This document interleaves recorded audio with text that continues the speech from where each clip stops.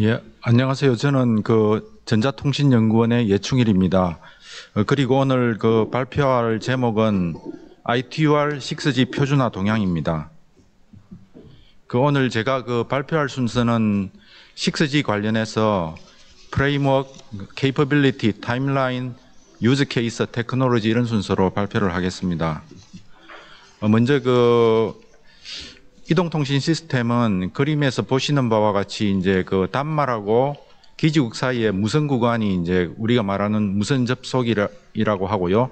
그 다음에 이제 단말들과 기지국들로 구성된 망을 LAN이라고 하는데 이제 Radio Access Network이라고 그 위에 이제 코어 네트워크 있고 그 위에 인터넷이 있는데 우리가 이제 이동통신이라고 말하는 부분은 코어 네트워크 밑에 부분을 지칭을 합니다. 그리고 이제 ITUR에서는 랜까지를 주로 이제 취급을 하고 있습니다. 그리고 이제 ITU에서는 IMT 2000, IMT Advanced, IMT 2020, IMT 2030이란 말을 쓰고 있고요. 거기에 대한 마켓에서는 3G, 4G, 5G, 6G 이런 용어를 사용하고 있습니다. 그래서 이제 프레임워크가 이제 예전에 4G나 6G, 5G에서는 비전이라고 했었는데요.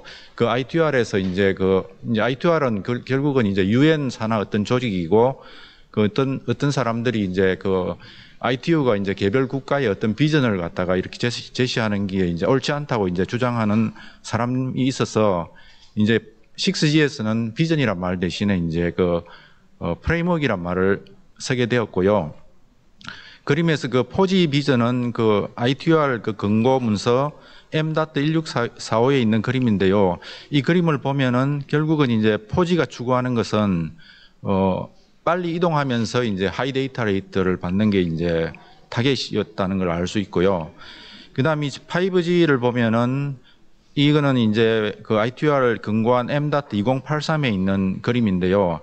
UCG 시나리오라는 걸 도입을 했습니다. 그래서 보면은 삼각형 제일 위에 꼭지점에 EMBB라고 해가지고 Enhanced Mobile Broadband고, 다음에 이제 왼쪽 꼭지점에 이제 우리가 MMTC라고 부르는 게 있고, 그 다음에 이제 오른쪽 꼭지점에 URLLC라고 있는데, EMBB에서는 하이 데이터 레이트를 추구를 하고요.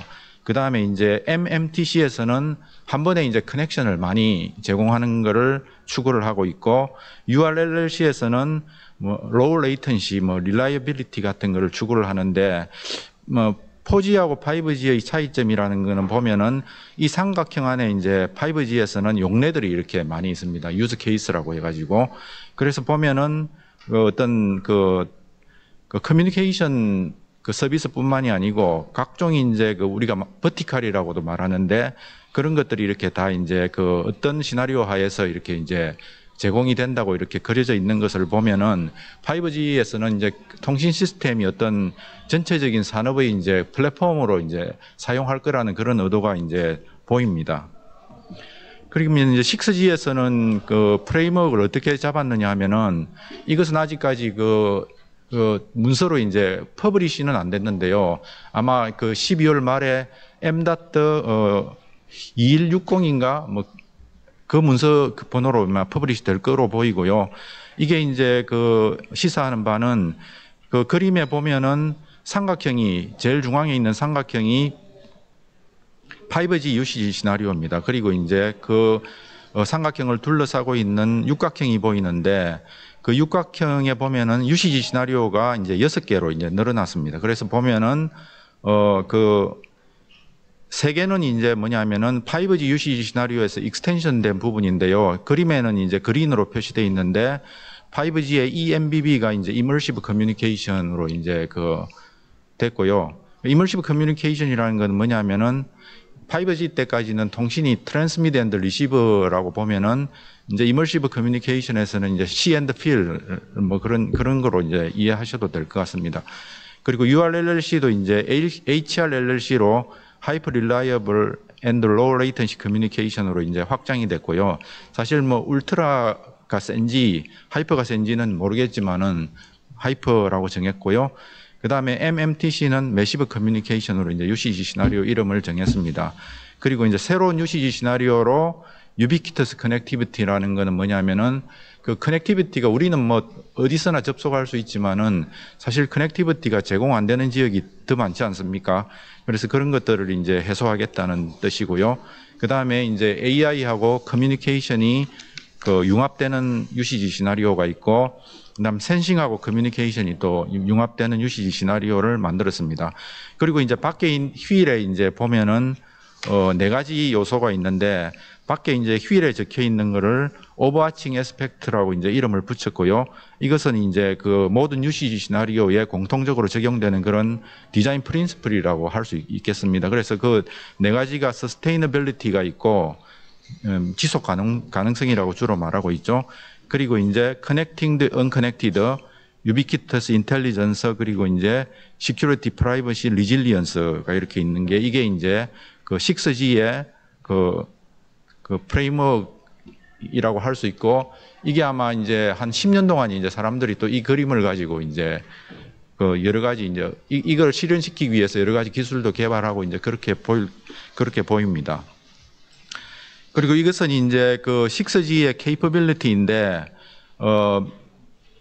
그 그림에 이제 그린 색깔이 뭐냐면은 그 5G에서도 있었던 그런 capability입니다. 그리고 이제 위쪽에 파란색은 새로 정해진 capability인데, 그 밑에 있는 9개는 그 이제 5G에서 그 capability보다 훨씬 향상을 시켰고, 6개는 새로운 겁니다. 그래서 이제 보면은 피크 데이터 레이트 전 그 5G에서는 20기가였던 걸로 기억하는데요. 한 200기가 정도 되지 않을까 이렇게 생각하는데, 지금 여러 가지 의견이 있어서 그 값을 정하지 못한 것들이 많이 있습니다. 그리고 이제 유저 익스피리언스 데이터 레이스는 이제 사용자 체감 속도, 그 5G에서는 100메가 정도 된 걸로 기억하는데요. 그리고 이제 스펙트럼 이피션시 있고, 에어리아 트래픽 커패시티 있고, 커넥션 덴시티는 5G 같은 경우에는 제곱킬로미터당 100만 개였는데 아마 그 이렇게까지 더 정해지지 않을까 이렇게 생각하고 있고요. 모빌리티도 500km였는데 이제 뭐 그 트레인 속도도 더 빨라지고 비행기도 고려하다 보니까 500에서 1000km가 될 것 같고요. 레이턴시도 1mm에서 0.1mm까지도 이제 생각을 하고 있고, 릴라이어빌리티도 향상되었고, 뭐 시큐리티, 프라이버시 앤드 리질리언스 이런 것들은 아직까지 그 정확한 타겟을 어떻게 정해야 될지 뒤에 이제 그 정의될 것 같습니다. 그리고 이제 새로운 거로는 커버리지가 있고, 센싱하고 관련된 케이퍼빌리티, 그 다음에 AI하고 관련된 케이퍼빌리티, 서스테이너빌리티, 뭐 인터오퍼러빌리티, 포지셔닝 쪽으로 이제 그런 새로운 케이퍼빌리티가 정해졌습니다.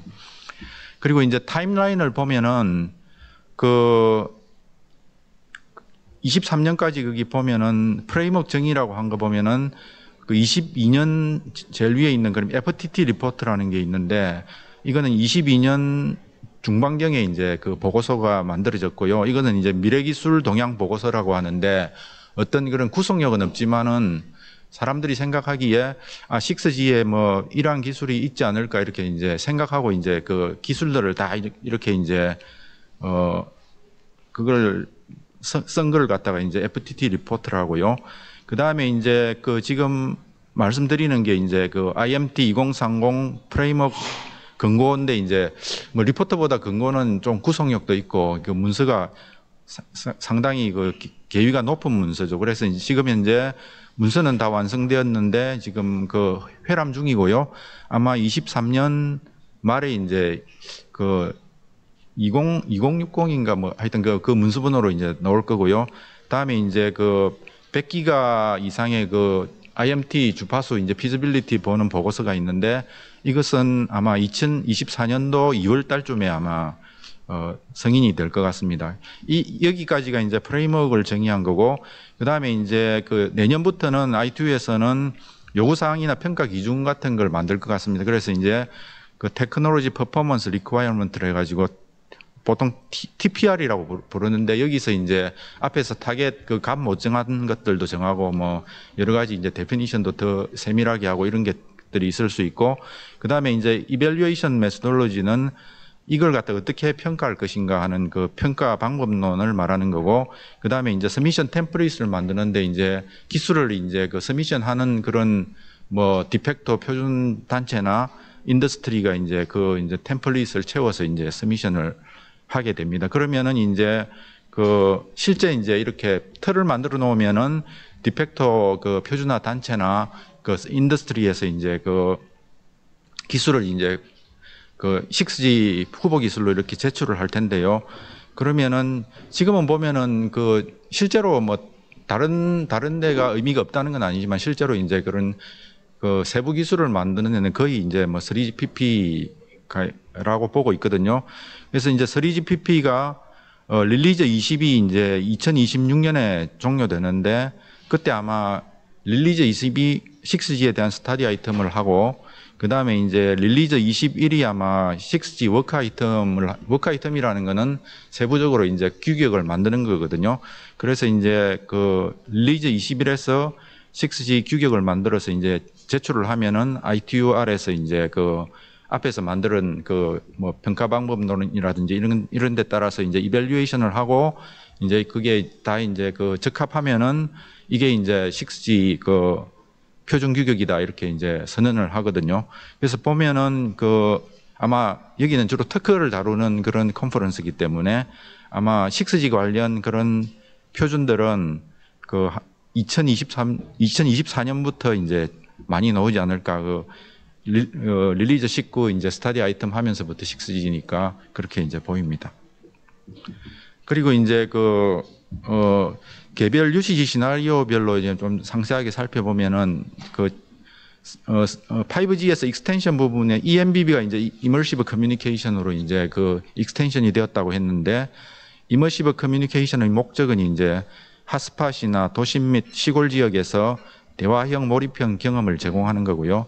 그 용례를 보면은 몰입형 XR이 있고 뭐 홀로그래픽 통신, 리모트 멀티 센서리 텔리프레전스 이런 것들이 있습니다. 요 그림에 보면은 이제 그 HMD 쓰고 이제 실제로 이제 회의장에 참석하고 있는 듯한 그런 서비스를 그렸고요.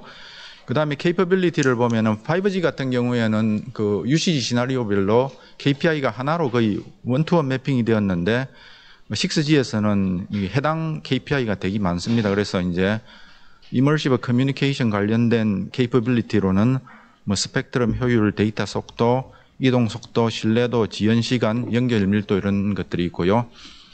그 다음에 이제 그 5G URLLC에서 이제 익스텐션된 HRLLC의 목적은 더욱 엄격한 신뢰도 및 지연 시간이 요구되는 특수한 용례를 지원하게 되겠고요. 그 용례, 구체적 용례를 보면은 산업 분야에서 이제 완전 자동화, 대화형 로봇, 그 다음에 비상 서비스, 텔리메디신, 전력 전송, 분배 감시 이런 것들이 있고요. 관련된 케이퍼빌리티로는 신뢰도, 지연 시간, 초정밀 포지셔닝, 연결 밀도 이런 것들이 있겠습니다.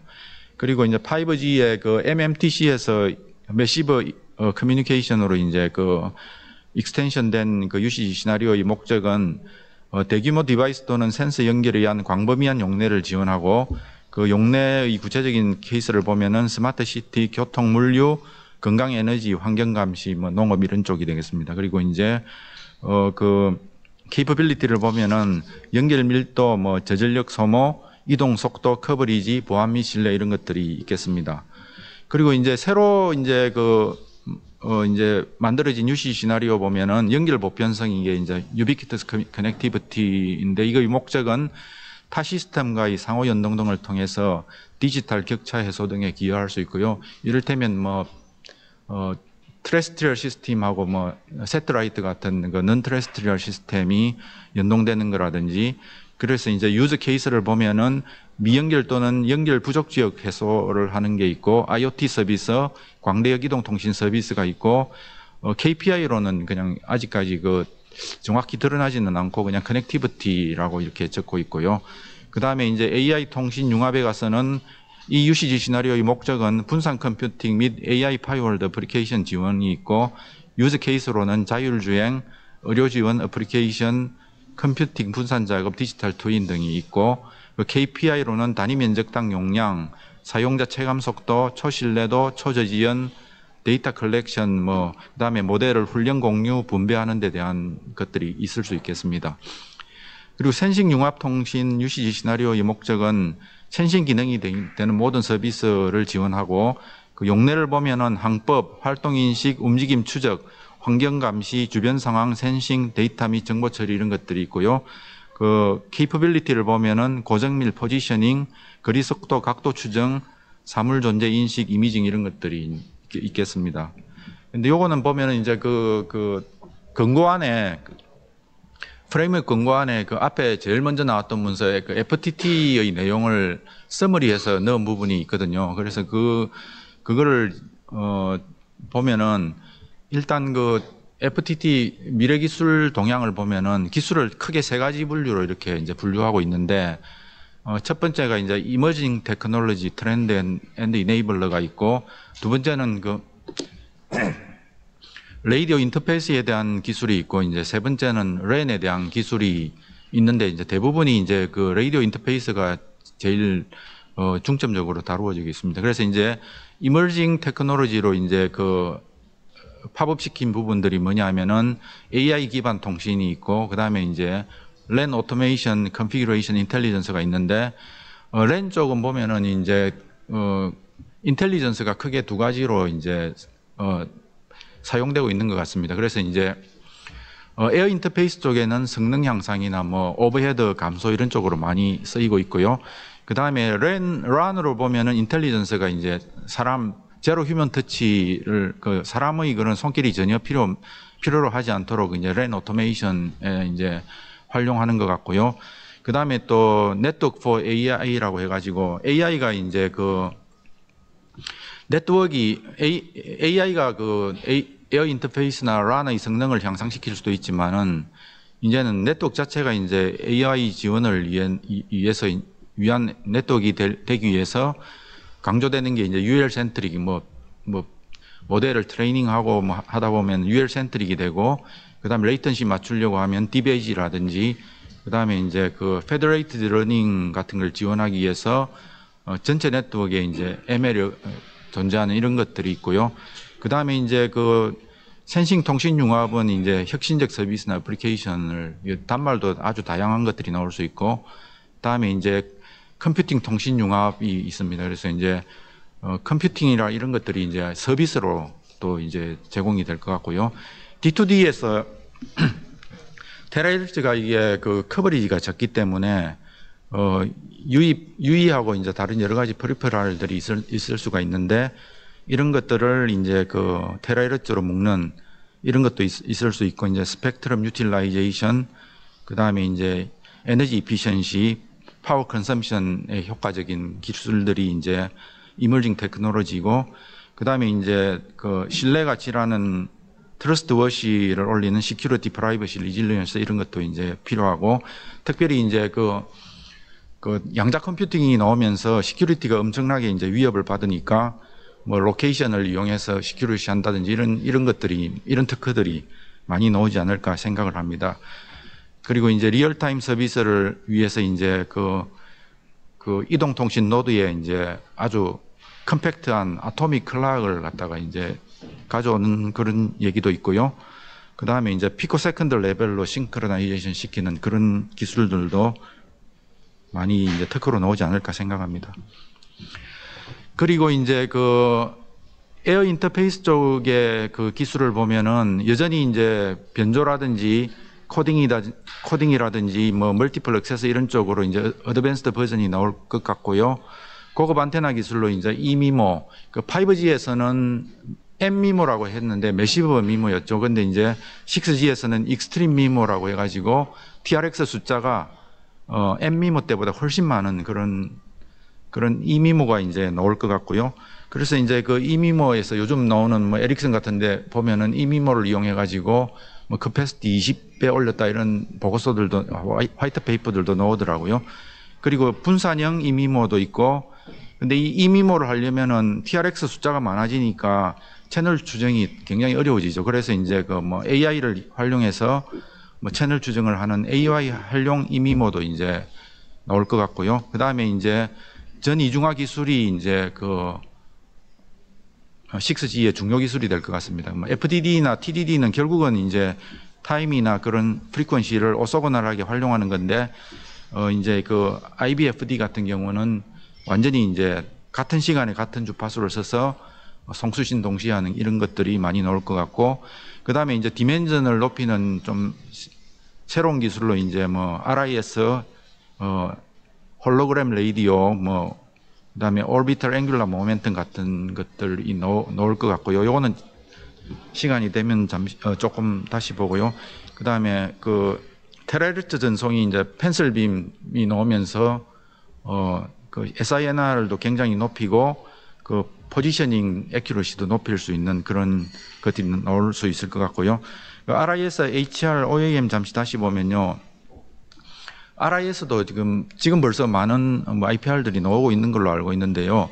보통 이 채널이 지금까지는 그 컨트롤을 할 수 없는 그런 컴포넌트였는데, 이제 RIS를 이용해 가지고 이제 동적으로 좀 컨트롤을 할 수 있는 상태로 이제 만들려고 하고 있습니다. 그래서 이제 뭐 페이즈 앰플리튜드 프리퀀시 폴라라이제이션을 인위적으로 이제 어댑트 하겠다는 이런 거고, RIS는 보면은 새로운 타입의 안테나라고 할 수 있는데, 아주 이제 그 웨이브랭스보다 작은 그 유닛셀로 이제 구성을 하고, 이걸 또 이제 그 프로그래머블하고 인텔리전트하게 만들 수가 있습니다. 그래서 이제 그 어떤 반사라든지 산란이라든지 뭐 흡수라든지 그런 굴절 방향 같은 걸 갖다가 인위적으로 바꾸어 가지고 하면은 뭐 채널 랭크도 높일 수 있고, 네트워크 커버리지도 확장시킬 수 있고, 셀레지 퍼포먼스도 높일 수 있고, 뭐 포지셔닝이나 센싱에도 쓸 수 있고, 이제 여러 가지 그런 여러 가지 장점들이 있을 수 있겠습니다. 그리고 이제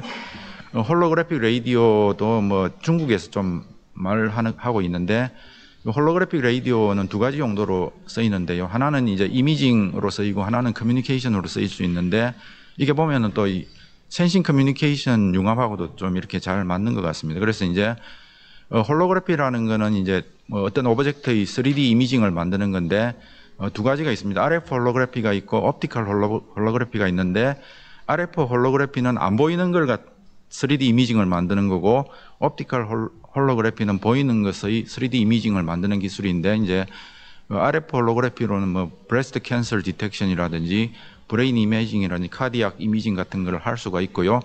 그런데 이제 그 홀로그래픽 레이디오를 써서 RF 홀로그래피를 갖다가 이제 옵티컬 홀로그래피 수준으로 이제 그 해상도를 올릴 수 있다고는 말도 있고요. 그다음에 커뮤니케이션 용도로서는 이 홀로그래피라는 결국 인터피어런스 패턴을 이용하는 거거든요.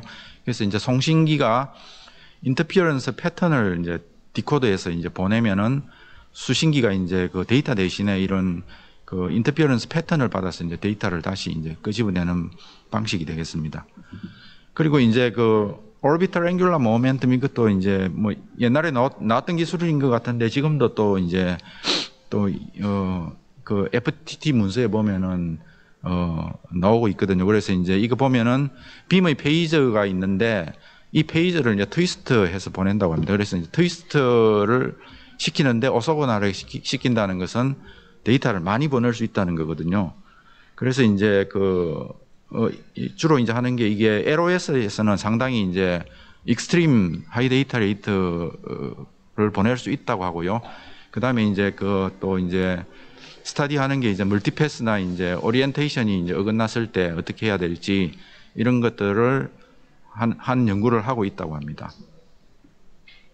그리고 이제 그 란 쪽에 그 테크놀로지를 보면은 란 슬라이싱은 뭐 5G에 이어서 이제 6G에서도 그 어떤 실제로 이제 란은 피지컬 하나밖에 없는데, 이것을 이제 그 버추얼로 이제 어플리케이션에 따라서 여러 가지 이제 버추얼 란을 만드는 란 슬라이싱이 있고, 그 다음에 이제 이동통신하고 NTN 그 non terrestrial network 세트라이트라든지 이런 것들하고 이제 연결해서 하는 것들이 이제 나올 것 같고요.